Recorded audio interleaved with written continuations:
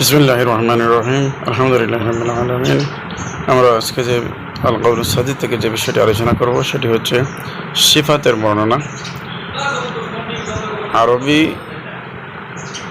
হরফ যেগুলো বের হয় 29টি হরফ, সেগুলোর আলাদা মাখরাজ আছে এবং আলাদা সিফাত আছে।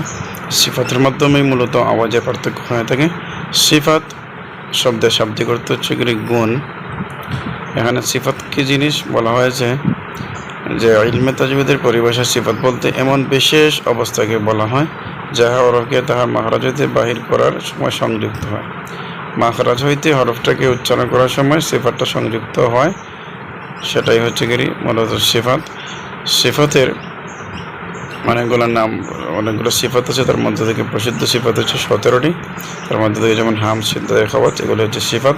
আমরা 17টি সিফাত দেখবো ইনশাআল্লাহ তাআলা। প্রথমত এখানে চলে আসে সিফাতের উপকারিতা।